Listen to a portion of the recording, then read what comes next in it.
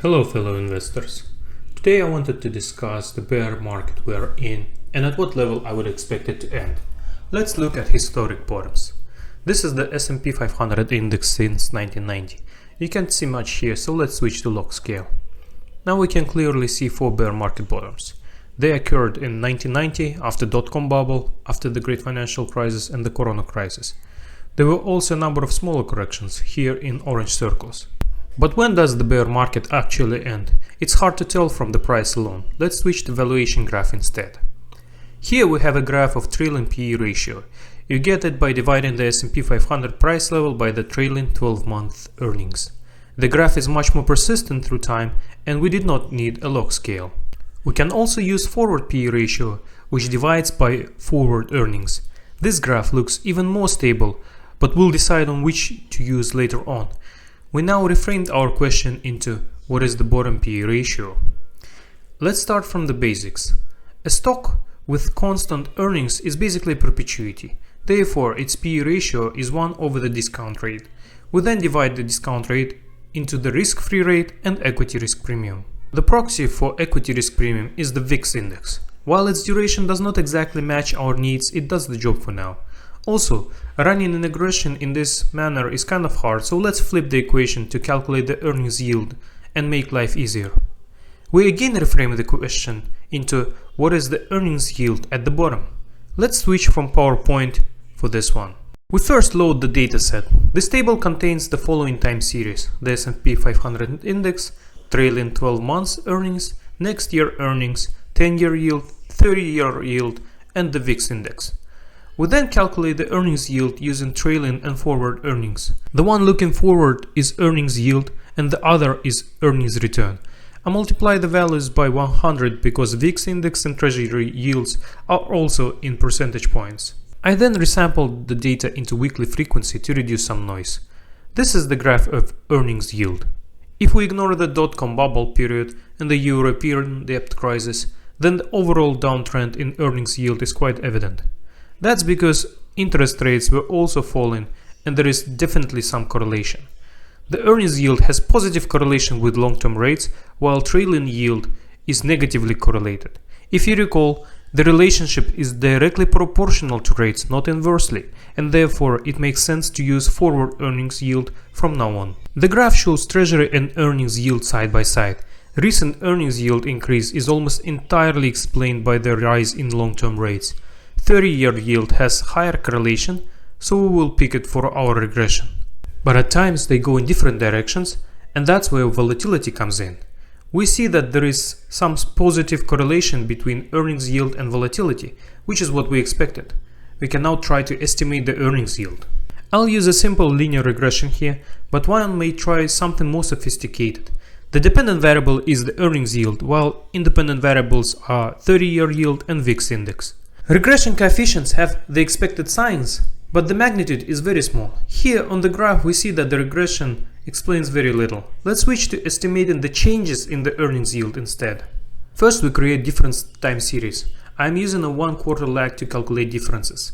The correlation of earnings yield with volatility increased substantially in difference form, from 0.1 to 0.6, which is great. The graph here shows that there is definitely some relationship. The things aren't as straightforward with the different yields. The correlation is minuscule and negative, which is not what we would expect.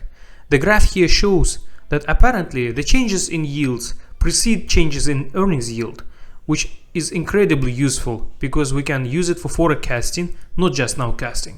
I've run a quick search for the best lag to see where the relationship seems to strongest. The correlation is maximized at 12-week lag for both treasuries, but is a tad stronger for the 10-year. If we create a graph, we see that the changes to earnings yield are much better explained. Now with that out of the way, let us proceed with another regression. This time, the dependent variable is the change in earnings yield, while independent variables are changes in 10-year yield, lagged by 12 weeks, and the VIX index. The coefficients are positive as expected. The intercept is also very close to, but under 1, which is great and means that earnings yield does not decline much on its own and is not going to explode either.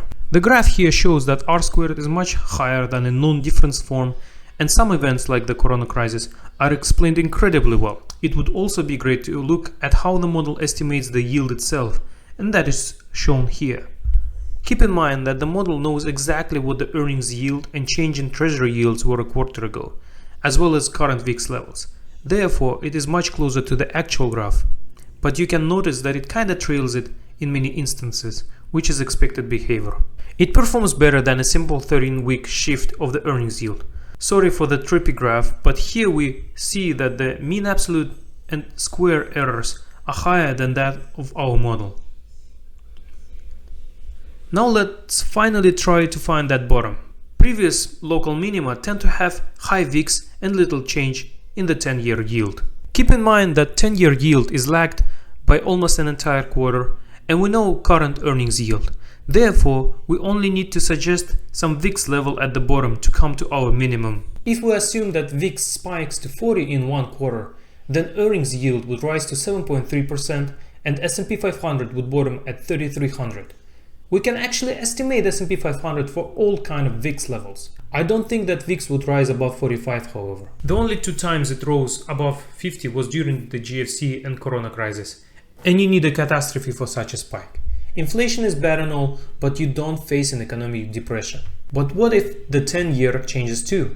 I've created a heat map dependent on both VIX and the eventual 10-year yield. According to it, the bottom may have already passed us on 14th of October. VIX spiked to almost 35, 10-year yield reached 4%, and S&P 500 touched 3,500. This heat map suggests 3,400, but that's just a 3% difference, so I would not rule out a bottom. I also see other potential scenarios. Suddenly, the Fed gets even more hawkish at the next meeting. Everyone now forgets about inflation and instead focuses on recession. VIX spikes to 40, while 10-year yield declines to 3.7% or lower. We would then decline to 33.50. Another scenario could come from an excessively dovish Fed or a sudden fiscal stimulus that would accelerate inflation. The 10-year spikes to 4.7% and VIX above 35, which would place us around 3,300 territory. If, however, Fed stays predictable and no fiscal stimulus is announced, I would say that we've probably passed the bottom.